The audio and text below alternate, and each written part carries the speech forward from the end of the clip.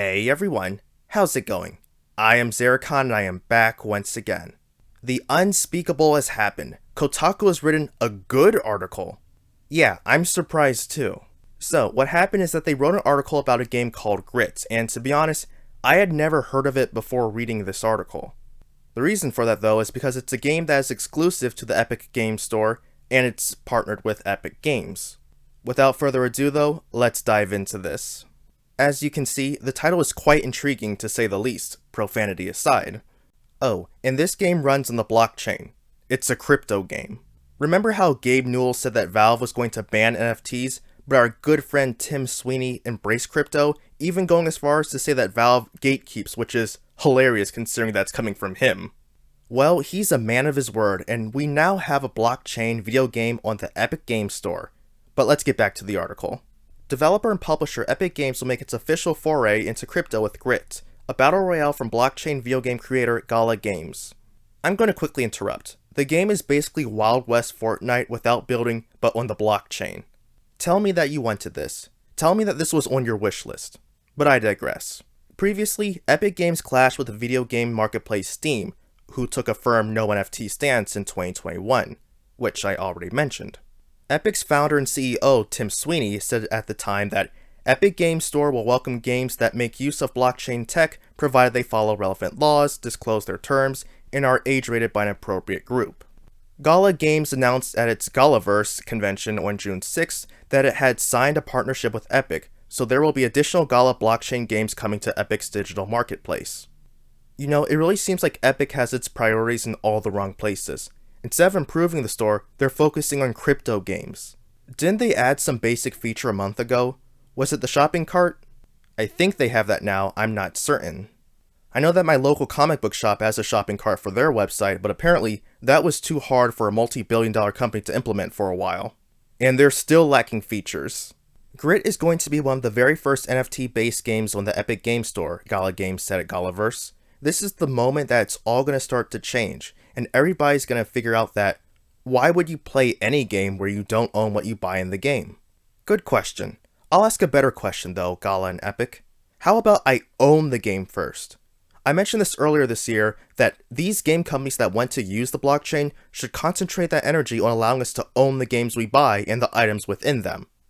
GOG gets this. You can buy a game from them and own that game. There is no DRM. You can do whatever you want with it. I've got 57 games in my GOG library that are mine to do as I please, and they aren't tied to any server. This is something that I would like to see from Valve.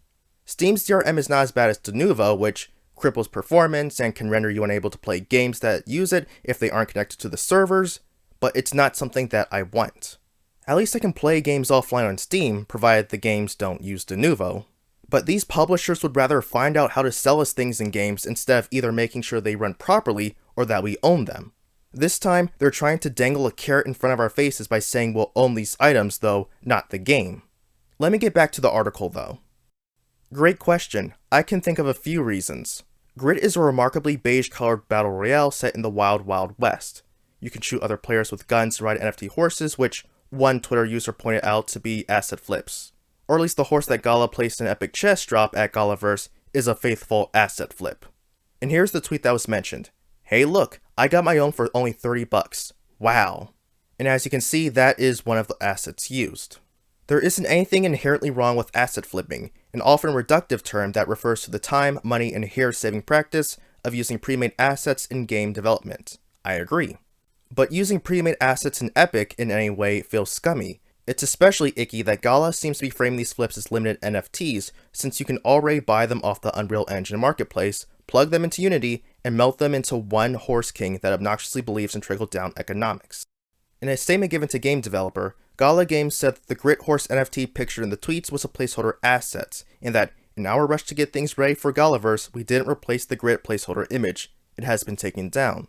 But Liz Edwards, a senior character artist at Respawn Entertainment, indicated in a series of tweets that the only on-sale Grit NFT at present, a gunslinger containing a 1 of 10,000 generative character, also seems to peddle flipped assets from Unreal Engine. And here's the thread. I would love to get into this, but I already feel like this video is going to be long enough as it is, but I will leave a link to the thread along with the Kotaku article in the description.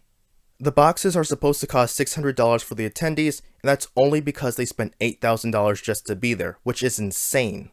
I've spent less than an eighth of that price going to a convention, paying for a hotel for the weekend, buying food, and shopping in the dealer's room, which isn't necessarily the cheapest thing, combined. They paid all that money and still have to pay an outrageous price for the NFT? They got finessed. And the price for the boxes for those not gullible enough to spend $8,000, but still gullible enough to give Gala money, is $1,500. Yikes.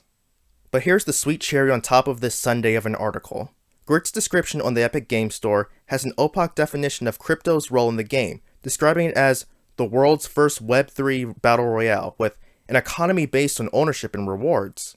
We have little insight into gameplay aside from an anemic trailer and a Twitter video that proves that Grit is not only beige, but also was likely made by an 8th grader with nothing better to do after school. The texture and shading looks like something a tween might produce after playing too much Roblox, something that would be impressive if Gala's developers were indeed going through the growing pains of puberty, but the final product isn't the landmark in Web3 that Gala claims. To answer Gala's question, I would much rather enjoy the luscious and thoughtful world of Red Dead as a decrepit Web 2.0 plebeian than pass a Grit horse back and forth across the blockchain in pursuit of a measly 6 fart bucks.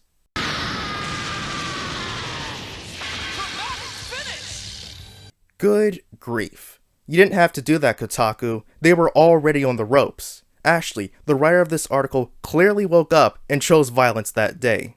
She deserves a Pulitzer Prize for this masterpiece, though I'm pretty sure she broke at least 2 Geneva Conventions. I felt so much catharsis after reading that, after seeing so many headlines and topics that were garbage. This is the gaming journalism we both need and deserve. Going back to the point of gameplay footage, here's the Twitter video that shows the gameplay for Grit. Let's take a look at this and wrap things up. Alright guys, we are giving you exclusive in-game content of Grit.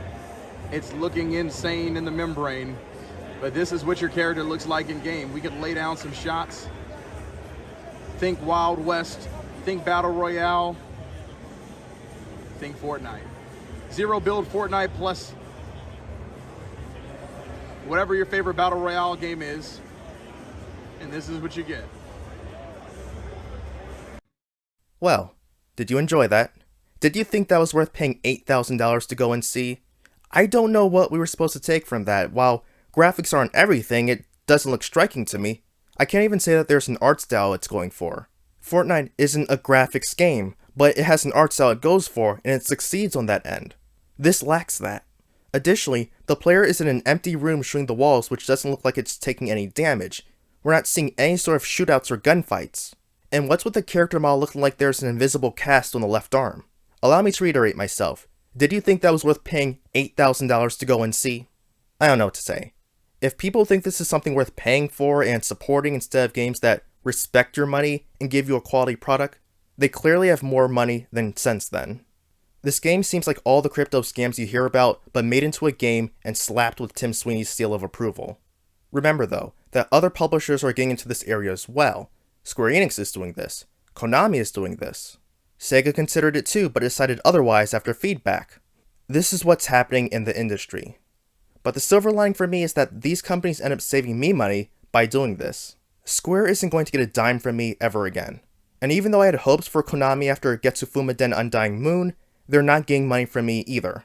And the same goes for any other company. At this point, indie games and AA games are doing a great job at providing me with games that I enjoy and I don't mind paying for. But that will do it for today. I had a lot of fun making this video, and I hope you had as much fun watching it as well.